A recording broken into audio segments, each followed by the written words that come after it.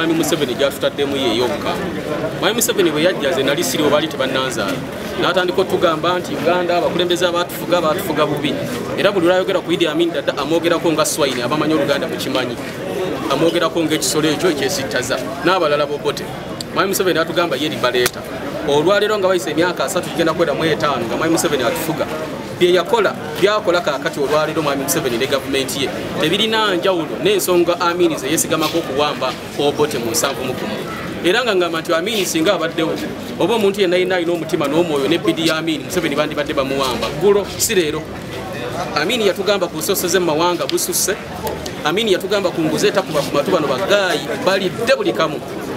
Bazimbye ebizimbe mu biseera bya COVID. Amin yatugamba emisolo egyewanise buli wamu gy'ensonga lwaki Amin yajjako obote. Olwaleero mwawulidde mu Uganda gavumenti yaleese emisolo emipya. Amin yatugamba ku birime ebbeeyi y'ebirime ebiri wansi. Gavumenti efuddeyo okulaakulanya bya bulimi. Gavumenti efuddeyo okulowooza butya bwe bayinza kuzimba ggwanga bo bagenda mu maaso n'okuwangalira mu mbeera eyo. Uganda olwaleero ebimu ku nsonga Amin ze yawa mu 7 lwaki yasalawo okuwamba gavumenti ya Bulumito Obote. Yagamba waliwo akabondo k'abantu akatuula ne kasalawo okukulembera Uganda ku lw'abalala. Mulembe gw'olunaku olwaleero gwe tulaba okusoomoozebwa okw'enjawulo kwe tulabira ddala nti waliwo abantu abalowooza nti Uganda bagirinako bwannannyini, bagirinako copyright, bagirinako ekyapa, bagirinako buli kimu kyonna. Ensonga ezaleeta Amin okuwamba Obote mu 7 olwaleero mu 2020 nga tuzadde n'abaana bagenda kuzaala abaana bannaabwe nga baagala kulaba muntu y'omu. Mwami Museveni tasobodde kuyiga mu byafaayo by'abo abasooka okukulembera. Tasobodde kuyiga mu nsobi ezaakolebwa ezamutwala mu nsiko emyaka 5. Nawunzise mbagamba Museveni yagenda mu nsiko nga n'akalulu ke yali mu si yawangula teyalina wakubiri n'agenda mu nsiko. Nawunzise nga Bannayuganda ensiko yaffe bye birowoozo byaffe, ensiko yaffe g'emaanyi gaffe ge tulina okukozesa okulabika nga twenunula. Bannayuganda mbajukiza teri agenda kubafaako. Bino bye bireese abantu ab'enjawulo. Teri yali amanyi nti omuyimbi Kyagulanyi asobola okuva mu by'okuyimba n'ava mu Firebase n'akwata akadaala k'ebyobufuzi olwaliro nga yeetolerwako ensonga.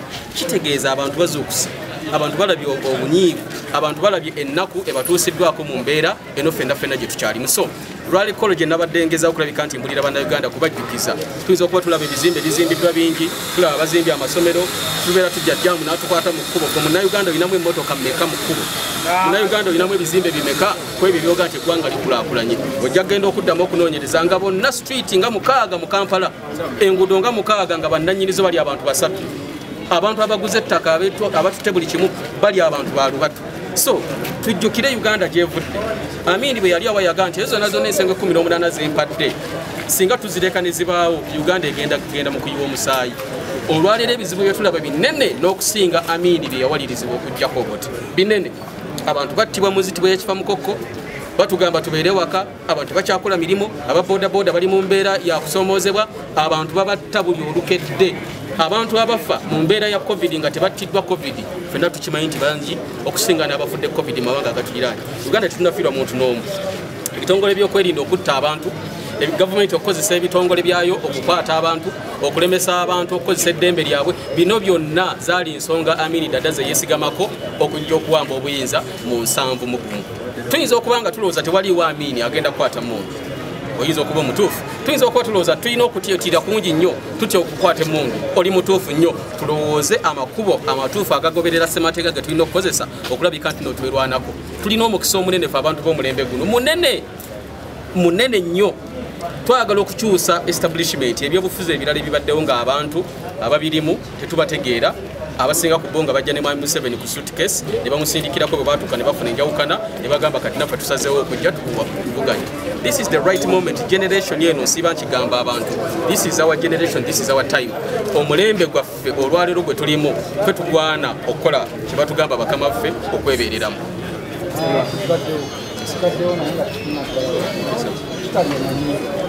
Ekitalya nali nyenzeeyo ng'ow'amawulire nga ngenda kulaba abasibe abaliyo naye tebanzikiriza kutuukayo. Nakoma wabweru nga bazigulira ani era lwaki nti banzigulirewo enzigi z'ekkomera ly'Ekitalya. Baakola n'ekisingawo bwe bampa obutwa abasajja bano baali baagala kunzigulirawo nzigi za ntaana era bo mitima gyabwe baakikola. Bwe bampa obutwa nenfuna obuzibu ng'ennaku z'omwezi 3 omwezi ogw'omukaaga omwaka ogwedde 2019. Katonda nansaasira am up and about. So amakomera bajja babikozi bingi.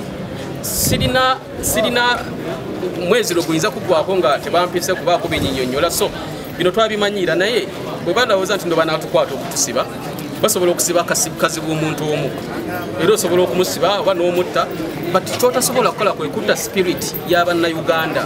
You cannot kill the spirit of Ugandans. Bino n'ebigambo waliwo omusajja yali attibwa omusajja nga bamuyita Isaac Maria Mungu yaliwo nga w'amaanyi nnyo myaka gy'ensanvu n'akwata abantu n'abakuba firing squad muntu n'amugamba you can kill me general but you cannot kill the spirit of the Ugandan people. Kannaffe kye tugamba bajja tukwata bajja tusiba bajja tuteekako ebisangosango bingi nnyo naye tebasobola kumalawo ggwanga lino. They simply cannot. Osobola okusiba kazibwe, osobola okutta kazibwe, but abantu abakkiririza mu byenzi because this is not personal. Siri mukayanira kibanja. Sikayanira mukazi nti banzibako omukazi gavumenti yatwalirako omukazi. Sikayanira saawa nti bannaye gavumenti endimye saawa. Nkayanira bukulembeze butuufu. Nze ne bwe nva mu kifaananyi bwe nti someone else is going to step in. Ate abeerenga abubanja n'okusinga nze bwe mbadde because ajja kuba alabye okusoomoozebwa kwe tuyisemu. So bannayuganda abali eyo tetusobola kutya, tetusobola kwekanga, tetusobola kweraliikirira ku biki ebyo ebinajja because we are very sure basobola okukola ebinene ebisinga ku ebyo bye baali bakoze. But again tebasobola kubikola ggwanga lyonna. Haji omaliriza kati nga gwe akola munnamawulire akola investigative journalism twandiyagadde okumanya ku nsonga ya scientific elections kyogyogerako nga gwe munnamawulire munoonyereza bwepo nekyetuwulira nti gavumenti erabi teyagala kwongezaayo okulonda era byonna kutya. They are filled with fear. COVID yabawadde omukisa omunene okweggulula okuva mu kutya okuva mu bunafu bwabwe kati they are pressing panic buttons banyiga amapeesa ga kutya. Scientific election ekyo tekiriiyo mu ssemateeka tekiriiyo mu mujiji ne mu jjuzi tekirina bwe kiriwo kyawandiikibwa nti no scientific election. Kwagala kusitema mpenda za kubba kalulu k'abannayuganda na kubajjako ddembe lyabwe. Take an example. Kyagulanyi agenda kuva ateekamu okya agenda akakasa abantu b'eggulu. Bayinza tuga nti bagenda power radio nga n'amasannyalaze tegagabanyiziddwa buli wamu. Bayinza tugamba radio zigenda kubaza sola nga n'akawunga kennyini kaabalemu okugaba ne masiki zennyini ez'ennusu 5 zaalema gavumenti ya Mwami Museveni okugulira ne bannayuganda okuzibawa then bagenda kugaba radio ne TV. So this is a fallacy. Kubuzaabuza okw'ekika ekyawaggulu. But again tuddeyo kugamba bannayuganda n'okubaza okusa mmwe musalawo bwe musalawo ne mugamba mugende mu mbeera efaanaganako bweti emyaka 5 ne generation eddako mugiziisa bwe muyimbirawo ne mugamba nti nedda kino si kye twagala enkola egoberera amateeka mujja kuba mwerwanyeeko era muli balibwa ng'abatakkirizibwa abantu kubafutyanka nga mugabo bwe yafutyanka ab'ezimbabwe.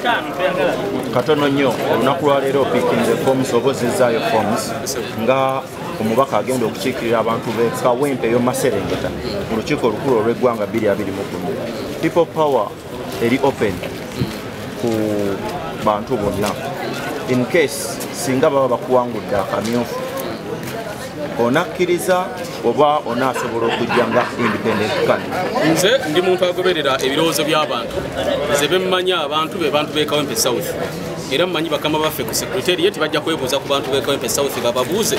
Tulina Kazibwe Bashir Mbazira, tulina Medi Nsubuga, tulina Saalongo Gundi, tulina abantu bana abaagala okwesimbayo Kawempe South. Bwe mubateeka ku minzaani ani azitowa ani ayina kye tuyita amaanyi g'abantu.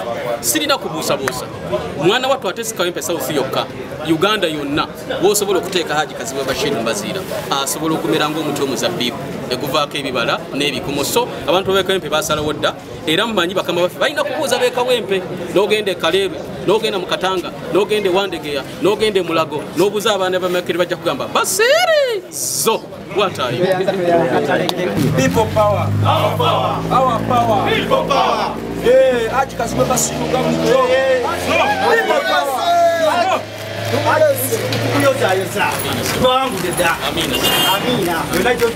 People power. People power. Olunaku olwaleero kigenda mu maaso nze Haji Kazibwe Bashir Mbazira nze wano ku kitebe kya People Power okutuukiriza ebimu ku ebyo ebitusuubirwamu nga bagenda okuba nga twesimbawo mu bifo ebyenjawulo. So nzize kukomyawo mpapula ez'okwesimbawo okukiikirira abantu baffe aba Kawempe South mu Parliament. People power. Our power. Our power. ebisanyizo byonna abakulu bye batusabye omuli foomu tulirina endagamuntu n'empapula eziri certified by Uganda National Examination Board oba eza UNEP zonna tuzirina olunaku olwaleero. So obuyigiriza obwetaagibwa akakiiko ak'ebyokulonda ka People Power buleese era nga UNEP yamaliriza dde omulimu gwayo. So tuddamu okujjukiza bannaffe abatannaba kulabika nti no bajja nga bwe tusazeewo okukola kino olwaleero, tubasaba nammwe mubeere nga mujja okuteekayo empapula zonna. So abantu b'e Kawempe South nga owa People Power olwaleero nkoze ekinsuubirwamu ndeeta empapula zino ez'okwewandiisa.